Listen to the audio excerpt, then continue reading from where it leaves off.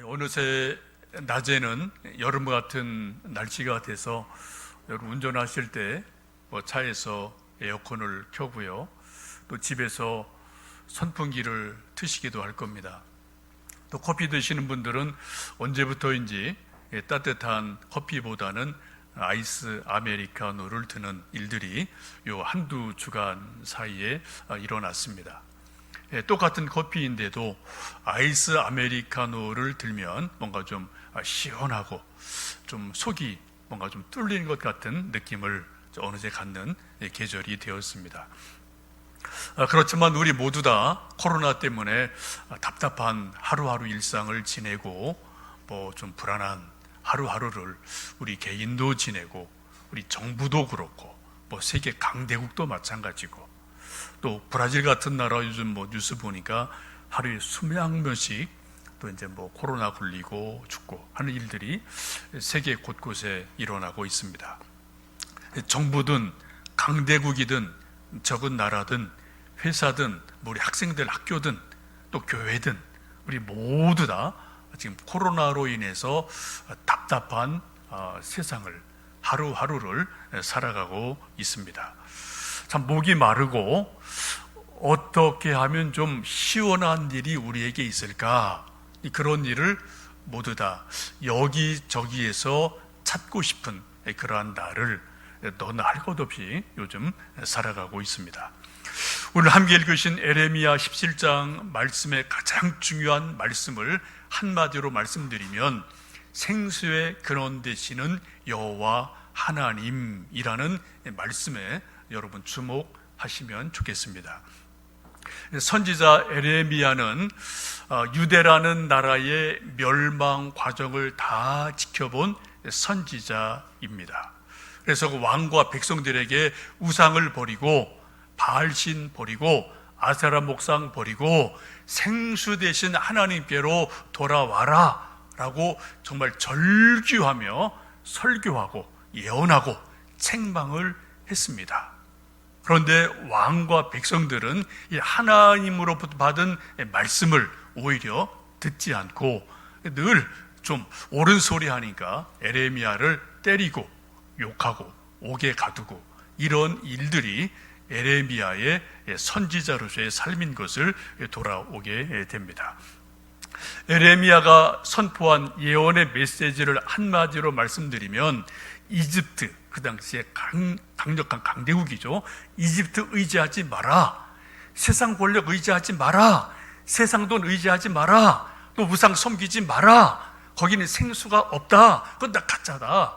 오직 생수의 근원이신 여호와께로 돌아오면 산다. 이런 메시지를 반복해서 전하게 됩니다. 그런데 백성들은 왕은 그 메시지를 듣지를 않습니다. 그래서 늘 이 에레미야 선지자는 고난을 당하고 욕을 먹고 옥에 갇히는 그러한 일들이 일어나게 되죠. 오늘 하나님의 선지자 에레미야가 전한 가장 중요한 메시지는 우상을 버리고 세상 의지하지 말고 하나님께로 돌아와라. 만약 그렇지 않으면 바벨론에 의해서 유대 나라가 멸망당한다 라는 메시지를 전합니다. 오늘 읽으셨던 말씀 17장 4절 말씀 보시면은 너의 알지 못하는 땅에서 내 원수를 섬기게 될 것이다 라는 말씀이 있어요. 이게 그 말씀을 의미하고 있습니다. 조금 더 시간이 지나서 에레미야 25장 11절에 보시면 이것을 아주 명확하게 말씀합니다. 바벨론 왕에게 끌려가서 70년간 포로 생활을 할 것이다. 아주 명확하게 워딩을 해요. 지금 요거는 조금 포괄적인 거죠. 25장에 가면은 70년간 바벨론 나라에 끌려가서 포로 생활한다 라고 분명하게 예언하고 하나님께로 돌아오라고 그렇게 호소하고 예언을 하게 됩니다. 이것 때문에 에레미야가 왕으로부터 백성들로부터 저놈 저건 매국노네, 지금 나라 망한다는 걸 지금 말하고 있잖아, 지금 바벨론에 끌려간다고 저거 매국노야, 라고 오해를 받아서 엄청나게 모욕을 당하고 옥에 갇히고 하여튼 뭐 온갖 순환을 당하게 됩니다. 여러분 아시는 것처럼 결과적으로 이 하나님의 말씀을 왕과 백성들이 듣지 않았기 때문에 유대 나라는 바벨론에 의해서 멸망을 당합니다. 그리고 마지막 왕 시드기야는 두 눈이 뽑히고 묶여서 포로로 잡혀갑니다. 그리고 솔로몬의 그 아름답고 웅장했던 성전이 다 파괴가 되고 성전 안에 있던 금그릇, 은그릇이 다 바벨론의 노량물로 끌려가는 일들이 일어나게 됩니다. 이런 과정을 다 지켜본 사람이 에레미야예요. 그런 과정을 지켜보고 그런 일들을 보면서 너무 마음이 아파서 에레미야가 또 하나님 말씀을 전하며 애통한 노래를 부른 게 있습니다. 그게 뭐죠? 에레미야 애가라는 성경이 에레미야에서 바로 뒤에 이어서 오는 것을 볼 수가 있습니다. 오늘 함께 읽으셨던 이 에레미야 17장 말씀의 핵심은 13절로 볼 수가 있겠습니다. 우리 다시 한번 13절 말씀 읽습니다. 이스라엘의 소망이신 여호와여, 무릇 주를 버리는 자는 다 수치를 당할 것이라. 무릇 여호와를 떠나는 자는 흙의 기록이 되오리니 이는 생수의 근원이신 여호와를 버림이니이다 라고 말씀합니다. 에레미야 선지자가 하나님이 어떤 분이냐, 하나님이 누구시냐 딱 한마디로 말해요. 하나님은 생수의 근원이시다. 여호와 하나님은 생수의 근원이시다 라고 에레미야는 하나님에 대해서 정의합니다. 여러분 오늘 또 일주일간 이 말씀을 좀 여러분 계속 외우시고 묵상을 하시면 좋겠어요. 여러분 하나님이 누구십니까?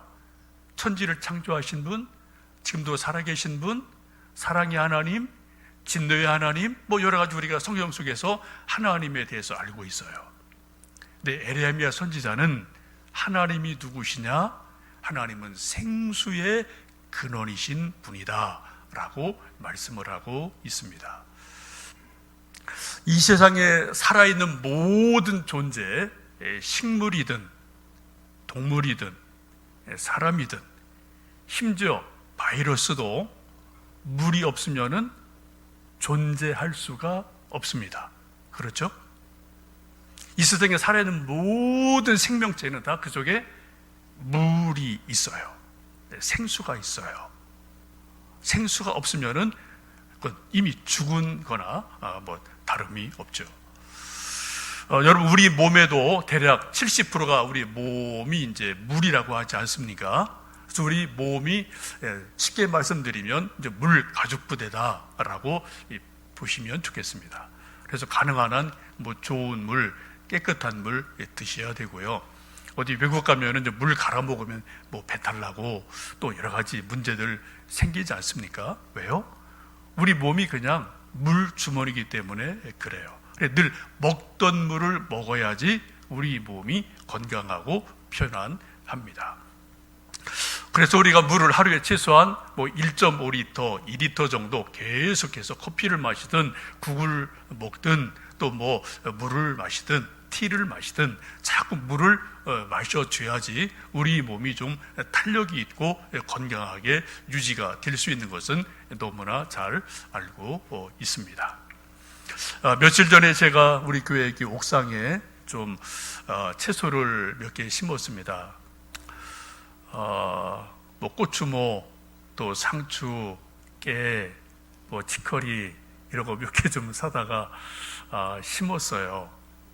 그래 좀 이게 언제 이제 자라서 또 얼마나 열매를 맺을지 저도 모르겠습니다만 한 달 정도 지나면 조금 더 이게 좀 자라고 좀 먹을 만큼 되면은 좀 올라가서 삼겹살 파티를 좀 하면 좋겠다.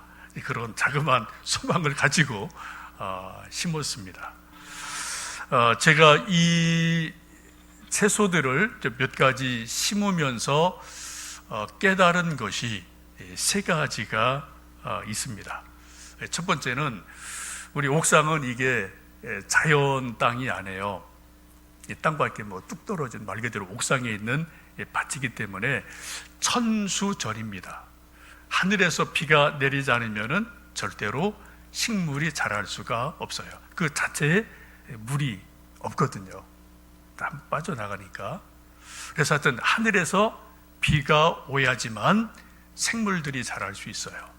그래도 어젯밤에 비가 조금 온 것 같은데, 그래서 저는 참 하나님이 또 비를 주시는구나, 감사하게 저는 비를 기다리고 있습니다. 자, 앞으로 제가 가끔 비가 오지 않으면 일주일에 한 번이든 가끔은 애들이 말라 죽지 않게 가서 물을 줄 일이 혹 있을지도 모르겠어요. 하여튼 옥상이라는 땅은 땅인데 그 자체로 물이 없는 땅이다. 이런 아주 치명적인 약점을 가지고 있는 땅이 옥상에 있는 땅이라는 거죠. 두 번째는 실뿌리를 여러분 좀 보실 텐데, 저런 이제 모종을 사면 요만한 이제 비닐 속에 이렇게 심어 있잖아요. 근데 저런 모습처럼 이렇게 실뿌리 이렇게 쭉 있습니다. 저렇게 빼서 땅에 심는 거죠. 근데 저 고추나 깨나 치커리나 저게 살아나고 자라려면은 절대적으로 필요한 게 땅에 스스로 뿌리를 내려야 돼요. 그렇지 않으면은 저 깨나 고추나 살 수가 없습니다. 근데 여러분, 이 낯선 땅에, 저 이제 새로운 땅에 뿌리를 내린다는 게 여간 쉬운 일이 아닙니다. 적어도 일주일, 2주일 동안은 저 식물이 몸부림을 치면서 하여튼 새로운 땅에 적응하려고 뿌리를 내리는 과정이 있다. 이것이 또 저런 식물들의 특징이죠. 어제 또 며칠 전에 놀라운 일을 발견했는데, 제가 좀 이렇게 좀 저녁 때쯤, 이렇게 좀 해가 질 때쯤에서 뭐를 이렇게 좀 심었는데, 근데 갑자기 새 한 마리가 와서 뽀로록 날아오더라고요. 저 새예요. 저런 비슷한 새인데. 그래서 저도 이제 오랜만에 새를 봐서, 아이고, 좀 이 옥상에도 새가 오네? 라고 이제 즐거운 마음으로 봤습니다. 직박구리라는 새인데, 근데 제가 이렇게 등을 돌리고 조금 뭘 심대 보니까 새가 이렇게 포록포록 날아오더니 상추잎하고 치커리잎을 쪼아먹는 거예요. 그래서 순간적으로 좀 화가 나더라고요. 이놈 봐라. 그래서 이렇게 쫓아냈는데 몇 번인가 와서 그걸 쪼아먹더라고요. 여러분, 요즘 이제 좀 신기한 거는, 저런 새들은 본래 산에 살지 않습니까? 근데 이 새들이 언제부터인지 이 도심 속으로 들어오는 일들이 있게 되는데, 그 이유 중에 하나는 이제 저런 새들이 이제 버찌라는 열매라든지 또 이제 이팝나무 열매라든지 이런 것들을 이제 먹이로 먹기 때문에 가로수로 많이 심어놔서 이런 새들이 산에서 도심으로 내려오는 일들이 심심찮게 있게 됩니다. 근데 제가 이것을 보고 놀라운 것은 저 새가 풀을 쪼아 먹지 않더라고요. 거기 잡초 많거든요. 근데 풀을 먹지 않고요, 채소를 쪼아 먹더라고요. 제가 놀랐습니다. 우리 사람들이 흔히 머리 나쁜 사람 새대가리라고 말하는데, 여러분, 새대가리 아니에요. 새가 풀과 잡초와 채소를 구분하더라고요. 그래서 채소를 뜯어 먹더라고요. 참 신기한 거를 잠깐 동안이지만 좀 보게 되었습니다. 참 새가 참 똑똑하다, 그런 생각을 잠깐 해보았습니다.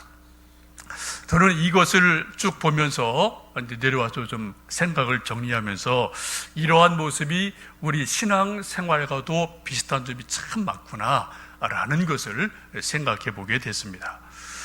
우리 모든 사람들은 하나님의 형상대로 지음받은 존재입니다. 우리 흙덩어리예요. 우리가 육신적으로 물이 필요한 것처럼 우리 영혼 속에는 성령의 단비가 내리지 않으면 어느 누구도 마음이 부드러울 수가 없어요. 마음이 강팍해집니다. 마음에서 먼지가 펄펄 납니다. 저나 여러분이나 예외가 없어요.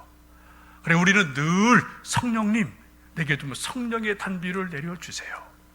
성령 충만하게 해주세요. 내 마음을 좀 부드럽게 해주세요.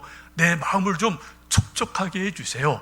라고 우리가 성령 충만함을 여러분 열심히 기도하고 간구하셔야만 됩니다. 여러분, 메마른 땅에서는 씨를 뿌려도 저런 걸 심어도 자라지 못합니다. 말라 죽습니다. 마찬가지입니다. 우리 마음이 강팍해지면은, 우리 마음이 굳어지면은 무슨 말을 심어도, 성경 말씀을 심어도, 무슨 우리의 비전을 심어도 이게 자랄 수가 없어요. 우리 마음속에 성령님으로 말미암은 부드러움, 생수가 흘러갈 때 우리 속에서 생명의 역사가 일어날 줄로 믿습니다. 이제 교회력으로 이제 다음 주가 성령 강림주일입니다. 오늘은 사도행전의 그 시간표를 따라 보면은 예수님께서 부활 승천하시고 3일째가 되는 날이에요. 여러분, 예수님 부활 승천하시고 3일째 되던 날에 되어진 초대교회 일들이 무엇인가요? 120명의 성도들이 마가의 다락방에 모여서 예수님 마지막 부탁 말씀처럼 헤어지지 말고 떠나지 말고 하나님이 약속하신 성령을 기다려라, 이 말씀을 붙들고 오로지 기도하기에 힘썼던 날이 바로 이 날입니다. 이 일주일간이에요.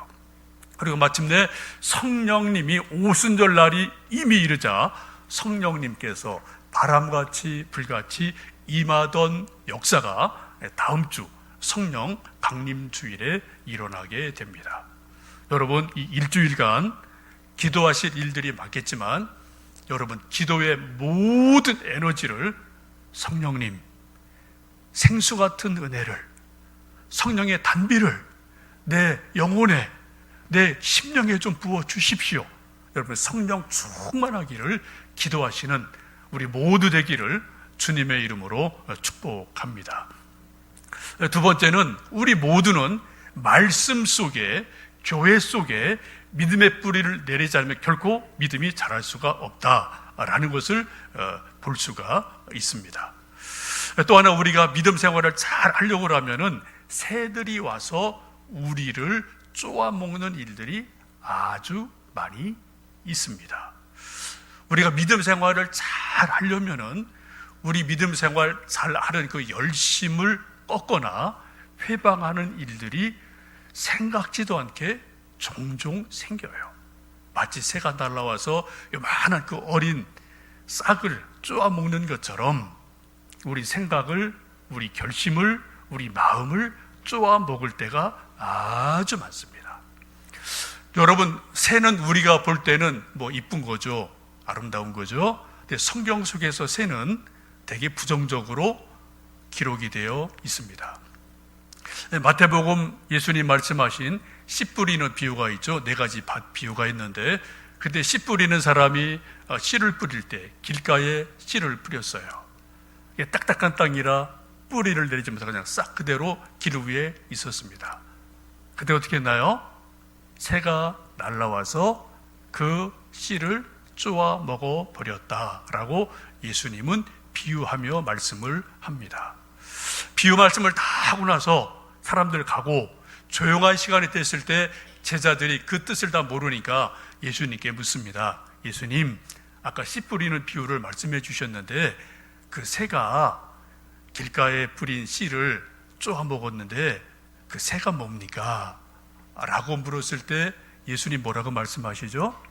새는 악한 자다, 새는 사단이다 라고 예수님이 해석할 때 말씀을 해 주셔요.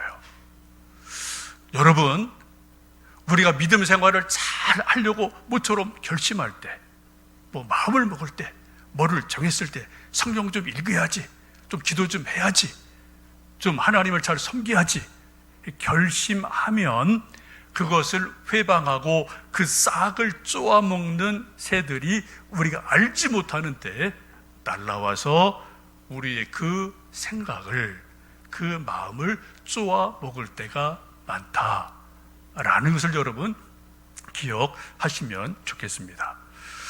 오늘 하나님께서는 에레미야를 통해서 생수 대신 하나님께로 돌아와라, 그래야만 산다라고 말씀을 하고 있습니다. 생수 대신 하나님과 비교하는 말씀을 오늘 5절에서 에레미야 선지자가 그렇게 말씀을 하죠. 여호와께서 이와 같이 말씀하시니라. 무릇 사람을 믿으며 육신으로 그의 힘을 삼고 마음이 여호와에게서 떠난 그 사람은 저주를 받은 것이라. 그는 사막의 떨기나무 같아서 좋은 일이 오는 것을 보지 못하고 광야 간조한 곳 건건한 땅 사람이 살지 않는 땅에 살리라 라고 말씀을 합니다. 하나님을 의지하는 것이 아니라 세상을 의지하고 권력을 의지하고 사람을 의지하는 사람을 뭐라고 그래요? 마치 사막 같다, 건조한 땅 같다, 메마른 땅 같다, 건건한 땅에 심겨진 나무와 같다라고 말씀하고 있습니다. 여기에 건건하다는 것은 소금기가 있다는 말입니다. 우리도 집에서 이렇게 음식 만들 때 우리 엄마들이 좀 심심하네, 좀 건건하네, 이런 말을 우리가 좀 일반적으로 쓰지 않습니까? 건건하다는 것은 소금기가 조금 있다는 그런 의미지 않습니까? 그래, 여기 보시면은 건건한 땅은 영어로 말하면은 솔트랜드래요. 소금기가 있는 땅, 그런 땅이에요. 여러분, 나무가 아무리 좋은 나무라도 소금기가 있는 땅에 심으면은 그 나무는 결코 살 수가 없습니다. 반드시 100%예요. 100% 말라 죽습니다. 물론 바닷가에 사는 특수한 몇몇 그런 식물이, 이거는 매주 그렇게 되어진 식물이고요. 일반적인 식물은 여러분 소금을 뿌려주면은 그냥 말라 죽어요. 이게 궁금하신 분들, 여러분 집에 화분 있으시면 오늘 가셔서 소금 한 주먹 한번 이렇게 화분에 이렇게 좀 뿌려 놔 보십시오. 한 주일, 두 주일 지나면 어떤 일이 일어나는지를 여러분 보실 수가 있을 겁니다. 모든 식물은, 모든 나무는 건조한 땅 혹은 건건한 땅, 소금기 있는 땅에서 결코 자랄 수가 없어요. 성경은 우리 인생들을 나무로 비유하는 게 너무나 많습니다. 우리 한 그루의 나무인데 우리 이 인생 나무가 건강하게 잘 자라려면 시냇가에 심겨야 되는데, 하나님을 의지하지 않은 사람들, 생수의 근원이신 하나님을 떠난 인생들은 마치 사막에 심어진 나무 같다, 소금기가 가득한 땅에 심긴 나무 같다고 에레미야가 애통하며 지금 유대 나라를 위해서, 백성들 향해서, 왕을 향해서 돌아와라, 돌아와라 라고 지금 말씀을 전하고 있습니다. 우리나라가 이제 가끔 하는 일 중에 이제 바다 간척 사업이 있죠. 새만금 사업도 하고 이런저런 일들을 많이 했는데, 저도 새만금 한 두어 번 그쪽 갈 일이 있어서 한번 돌아본 적이 있습니다. 참 귀한 일들이죠.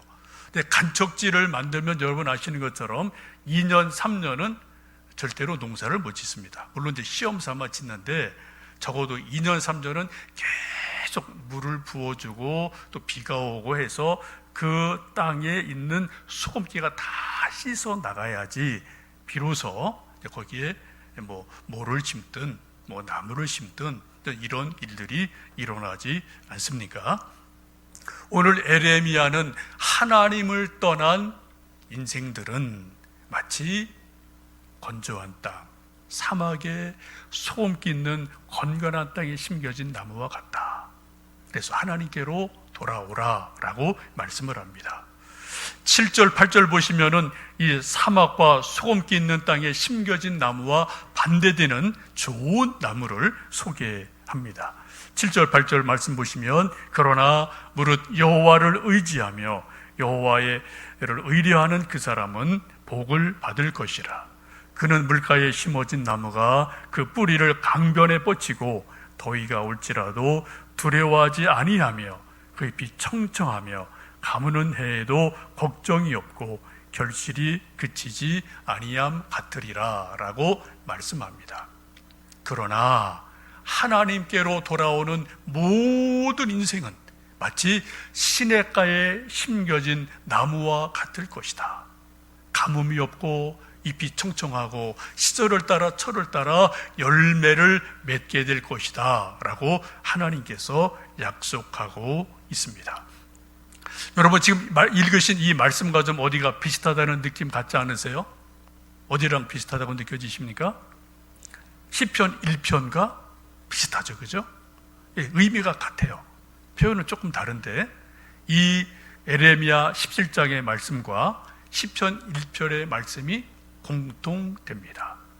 여호와를 의뢰하는 사람, 여호와 하나님을 기뻐해서 그 말씀을 묵상하며 사는 사람은 마치 시냇가에 심은 나무와 같다라고 시편 1편도 에레미야 17장도 약속하며 축복하고 있습니다.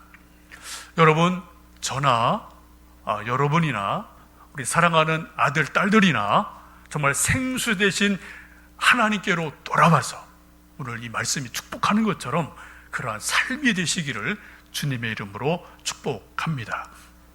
이 생수의 근원 되신 하나님께로 돌아와서 시냇가에 심겨진 나무와 같이 살려면은 적어도 세 가지를 여러분 기억하시고 또 한번 애써서 해보시면 좋겠습니다.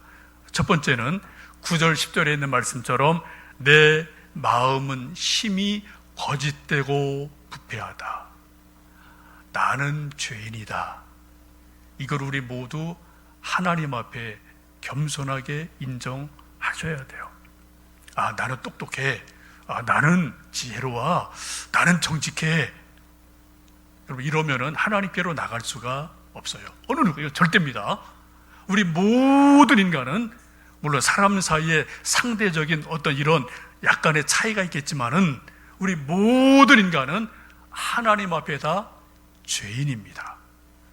오늘 말씀에 있는 것처럼 만물보다 거짓되고 심히 부패한 것이 우리 마음이다. 누구 마음이요? 내 마음. 여러분, 한 분 한 분의 마음이 다 그렇다는 거예요. 사람들 그거 잘 몰라요. 나도 나를 속일 때가 있어요.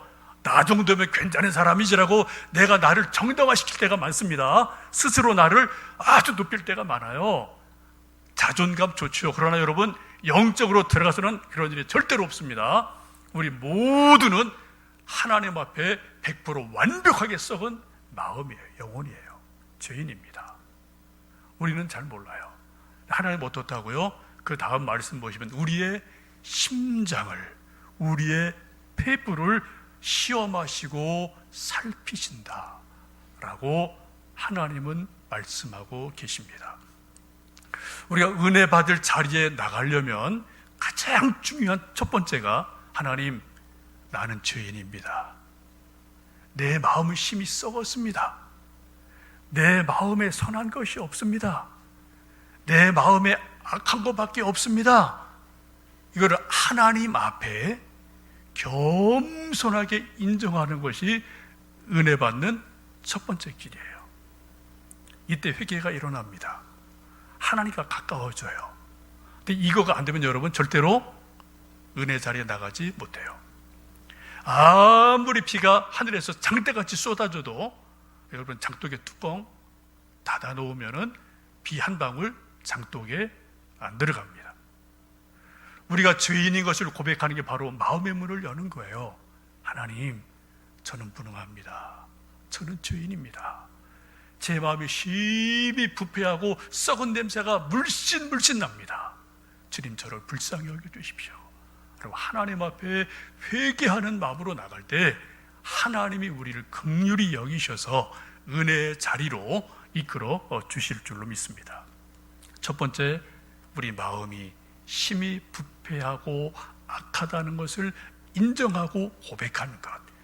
이 은혜의 첫 번째 일입니다. 두 번째는 생수의 근원 되신 하나님을 갈망하는 거예요. 하나님, 저 목마릅니다. 정말 하나님, 저 답답합니다. 하나님, 정말 힘듭니다. 내 힘든 이 인생, 이 갈증 나는 인생을, 이 영혼을 하나님 좀 은혜로 채워 주십시오 라고 갈망하는 마음. 대부분 갈망은 뭐로 나오나요? 기도로 나오게 돼요. 우리 마음속에 갈망만 있고 기도가 없다면은 그건 반에 불과합니다. 정말 여러분 갈망하시면 여러분 기도하셔야 돼요.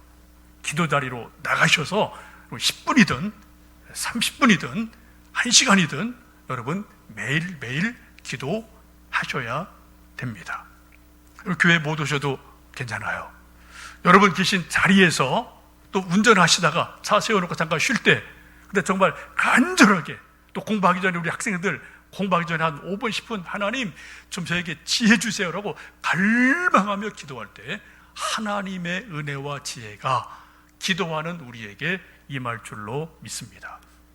마지막 세 번째는 하나님 말씀을 여러분 사모하셔야만 됩니다. 어느 누구도 하나님 말씀에 믿음의 뿌리를 내리지 않고는 성장할 수 없어요. 잘할 수 없습니다. 저도 마찬가지, 여러분도 마찬가지. 이건 절대입니다. 하나님의 말씀, 여러분 성경 속에 여러분 믿음의 뿌리를 얼마큼 내리고 계십니까? 아까 제가 옥상에 심은 그 모종을 이렇게 좀 실뿌리를 사진으로 보여드렸어요. 우리 모두 나름대로 믿음의 뿌리가 저는 저대로고 여러분대로 다 있으시죠. 근데 그 믿음의 뿌리가 여러분 이 성경 말씀 속에 얼마나 깊이, 얼마나 넓게 여기저기에 뻗어 있습니까?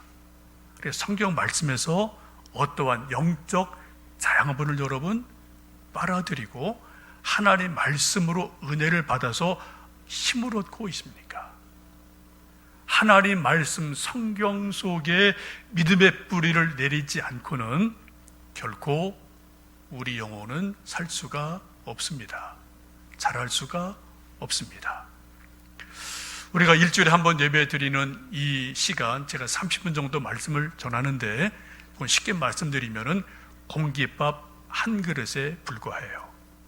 여러분에게 나름대로 제가 일주일 생각하고 기도하고 적어도 이런 밥은 좀 한번 드시면 좋겠다. 한번 제가 공깃밥 한 그릇 드리는 것에 불과합니다.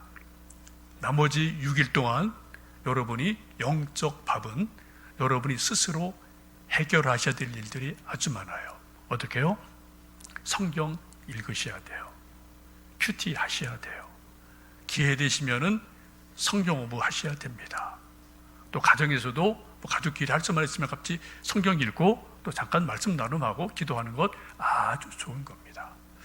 이게 되지 않으면은 여러분 말씀 속에 뿌리를 내리지 않으면 어느 누구도 믿음 성장할 수 없다. 좋은 열매 맺을 수 없다. 이거는 절대라는 것을 꼭 기억하시면 좋겠습니다. 여러분 오늘부터 마음의 결심이 좀 쓰셨습니까? 내가 하루에 5분은 기도해야지, 10분은 꼭 기도할 거야, 내가 30분은 기도할 거야, 내가 하루에 한 장이라도 성경 좀 읽어보자, 그런 결심 여러분 쓰셨으면은 여러분 오늘부터 바로 하시면 좋겠습니다. 그런 마음을 먹고 그런 결심을 하면 반드시 새가 날아올 겁니다. 온갖 잡새가 날아올 겁니다. 바빠요. 또 정해둔 시간에 급한 일이 생겨요. 이런저런 일이 생길 수가 있어요. 그럼에도 불구하고 우리 영혼이 정말 살기 위해서는 생수의 근원 되신 하나님께로 돌아와서 생수를 마시고 기도하고 은혜를 구할 때 우리 영혼을 소성시키시고 살리시는 놀라운 은혜가 있을 줄로 믿습니다.